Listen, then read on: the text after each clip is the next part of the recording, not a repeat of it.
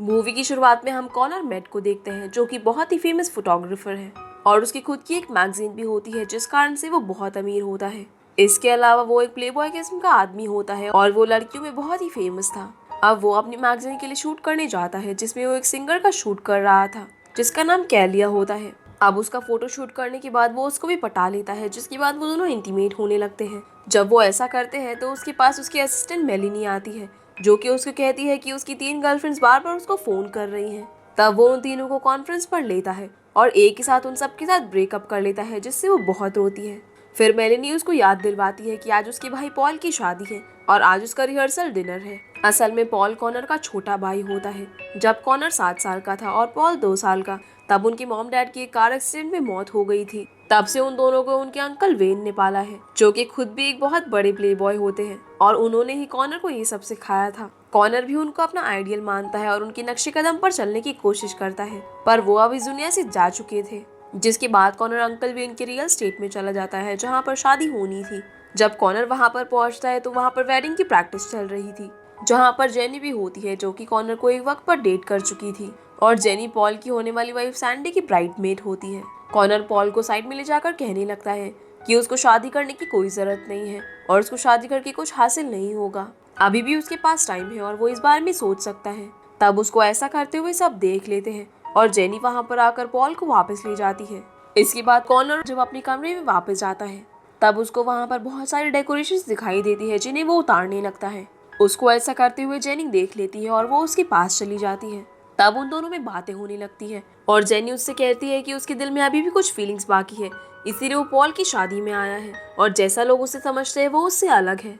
पर कॉनर उसके साथ फ्लर्ट कर रहा होता है। फिर वो दोनों रिहर्सल डिनर के लिए जाते हैं। खाना खाते हुए पॉल कॉनर को कहता है कि उसको उसकी शादी में स्पीच देनी चाहिए, क्योंकि वही अकेली फैमिली है जो उसके पास बची है। तब कॉनर ऐसा करने के लिए मना कर देता है और कहता है कि वो ये कभी नहीं करेगा, क्योंकि वो प्यार और शादी में बिलीव नहीं करता और प्यार बेवकूफ और अनपढ़ लोगों के टाइम वेस्ट करने का एक जरिया है। ये कहने के बाद वो वॉशरूम चला जाता है, जहाँ पर उसे अपने अंकल वेन की स्पिरिट खड़ी हुई नजर आती है। पर उसको इस बात पर यकीन नहीं होता और वेन उसे कहते हैं कि उसको सुधर जाना चाहिए। पर कॉनर उसकी कोई बात सुनना नहीं चाहता, क्योंकि उसको अपनी जिंदगी बहुत पसंद थी और वेन ने भी अपनी पूरी जिंदगी मजे करते हुए बिताई थी। तब वेन उसे कहता है कि आज रात उसको 3 गोस्ट और मिलेंगे, जो कि उसके दिल में फीलिंग्स का एहसास करवाएंगे। इसके बाद कॉनर बाहर आ जाता है, जहां उसको बार के पास एक औरत बैठी हुई नजर आती है, जो कि सैंडी की मदर वांडा थी। उन्होंने 8 साल पहले अपने पति को तलाक दे दिया था और अब वो लोग साथ नहीं रहते थे। कॉनर उसको भी इम्प्रेस करने की कोशिश करता है और उसको अपने साथ रूम में ले जाना चाहता है, पर वांडा उसको मना कर देती है और कहती है कि वो डेनिस को ले जाए। जिसके बाद डेनिस उसके पास आती है और कॉनर को इम्प्रेस करने की कोशिश करती है। तब कॉनर भी उसको सीड्यूस करते करते कह देता है कि पॉल एक बार सैंडी की ब्राइडमेड के साथ इंटीमेट हुआ था, कहीं वो तुम तो नहीं। पर फिर वो बात पलट देता है और डेनिस को कमरे में जाकर उसको इंतजार करने को कहता है। जब कॉनर कमरे में जाता है तो वहाँ उसको एक औरत की आवाज सुनाई देती है। तब उसे लगता है कि वो डेनिस है, पर वो एलिसन नाम की एक लड़की की आत्मा होती है, जो कि उसकी पास की गर्लफ्रेंड थी। तब उसको इस बात पर यकीन नहीं होता और वो यहाँ वहाँ भागने लगता है, पर एलिसन उसको अपने साथ बेड पर बिठाकर पास में ले जाती है। सबसे पहले हम बचपन की कैनन और जेनी को देखते हैं, जो कि बहुत छोटे थे। ये दिन कॉनर का बर्थडे था और जेनी कॉनर को एक बर्थडे गिफ्ट देती है, जो कि एक कैमरा था। कॉनर उस कैमरे से जेनी की पिक्चर क्लिक करता है और कहता है कि ये पिक्चर वो हमेशा अपने साथ रखेगा। जिसके बाद वो भागने लगते हैं और फिर हम कॉनर के मॉम डैड को देखते हैं, जो कि आपस में बहुत खुश थे और ये उनकी कार एक्सीडेंट के पहले का दिन था। जिसके बाद कॉनर और पॉल अनाथ हो जाते हैं और वेन के साथ रहने लगते हैं। जिसके बाद हम कॉनर और एलिसन को मिडिल स्कूल की पार्टी में देखते हैं, जहाँ पर कॉनर जेनी को प्रपोज करने वाला होता है, पर वो ऐसा नहीं कर पाता। बाद में जेनी को उसके फ्रेंड्स पीट नाम के एक लड़के के पास ले जाते हैं, जो कि उसको बहुत पसंद करता था। अब पीट और जेनी डांस करने लगते हैं और आपस में किस करते हैं। ये देखकर कॉनर को बहुत बुरा लगता है, क्योंकि वो जेनी को पसंद करता था।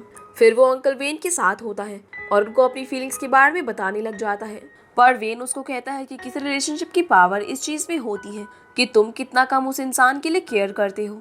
फिर वो उसको बार में ले जाता है और लड़कियां पटाने के बारे में बताता है और उसे समझाता है कि उसको क्या क्या करना चाहिए। तब एलिसन और कैनन ये सब देख रहे होते हैं और कैनन बहुत खुश हो जाता है।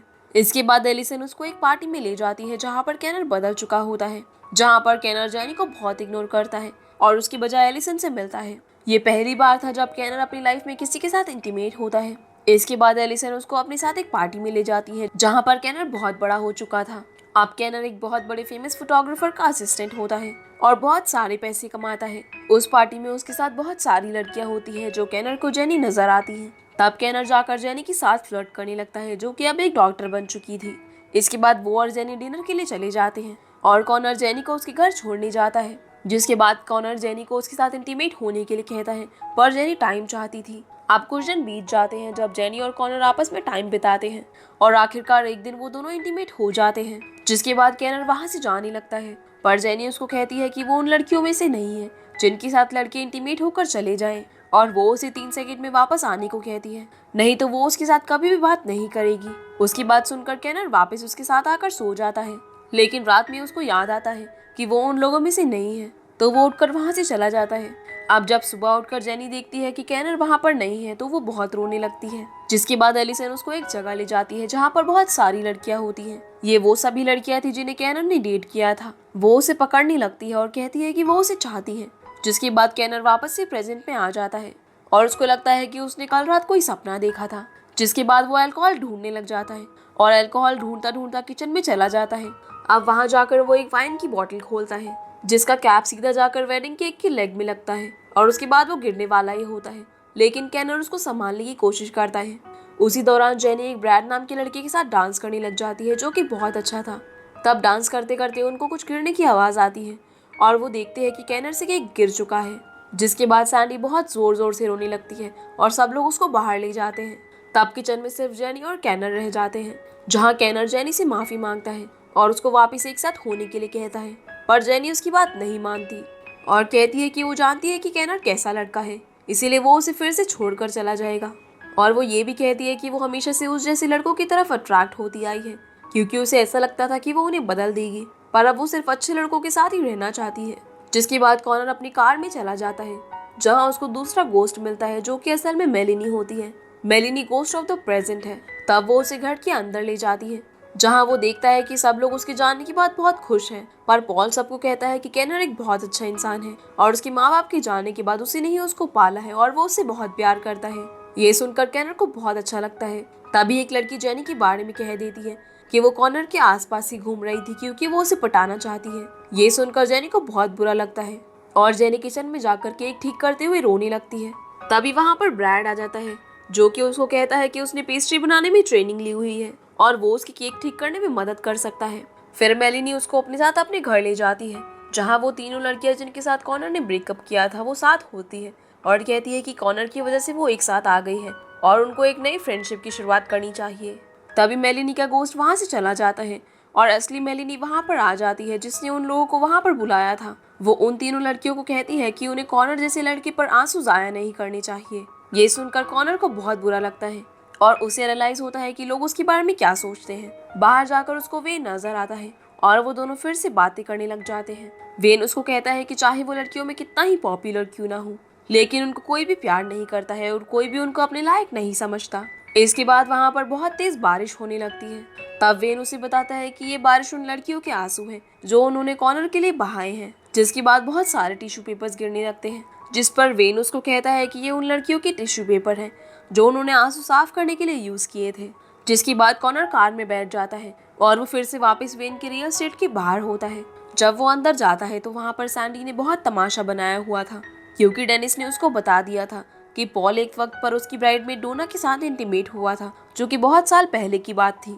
अब उसकी ये बात सुनकर कॉनर उसको समझाने की कोशिश करता है, पर उसको समझाने की बजाय वो उसको कह देता है कि पॉल उस जैसी पागल लड़की का कितना ड्रामा झेल रहा है, तो उसको क्यों नहीं लगता कि उनमें प्यार है। ये सुनकर सैंडी को बुरा लगता है और सैंडी वहाँ से चली जाती है। जिसके बाद पॉल को भी गुस्सा आ जाता है और वो कैनर को कहता है कि उसको हमेशा से लगता था कि कैनर कभी भी बदल सकता है, लेकिन ऐसा नहीं है, वो हमेशा वैसा ही रहेगा और उसकी वजह से उन लोगों की शादी खराब हो चुकी है। इसके बाद गुस्से में कैनर घर के बाहर चला जाता है, जहाँ वो गोस्ट ऑफ द फ्यूचर को बुलाता है। तभी वहाँ एक लड़की आ जाती है और कॉनर को लगता है कि ये उसकी फ्यूचर गर्लफ्रेंड है, पर वो लड़की उसे अपने साथ एक चर्च में ले जाती है जहाँ जेनी की शादी हो रही थी और जेनी यहाँ पर कॉनर के साथ नहीं बल्कि ब्रैड के साथ शादी कर रही थी। जिसके बाद वो देखता है कि सब चले गए हैं और पॉल अकेला रह गया है। पॉल के हाथों में कोई वेडिंग रिंग भी नहीं होती और वो बहुत सैड होता है। जिसके बाद पॉल जंगल में जाने लगता है और बहुत बुढ़ा हो जाता है। जिसके बाद कॉनर देखता है कि ये उसका खुद का फ्यूनरल होता है और पॉल उसके लिए जा रहा होता है, जहाँ पर पॉल के अलावा और कोई भी नहीं होता।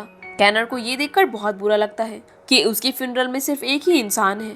फिर पॉल कैनर के लिए स्पीच देता है और कहता है कि कैनर उसका भाई था और उसकी एक ही फैमिली था, जो कि अब नहीं रहा। तभी वहाँ पर अंकल वेन आते हैं और कैनर को कहते हैं कि उन जैसे लोगों के साथ यही होता है। उन जैसे लोगों को कोई भी नहीं चाहता और ना ही कोई मिस करता है। अंकल वेन के साथ भी यही हुआ था और अब कैनर के साथ भी वही होने वाला है। जिसके बाद वो कैनर को उसकी ग्रेव में फेंक देता है और उसकी सारी एक्स गर्लफ्रेंड उस पर मिट्टी डालने लगती है।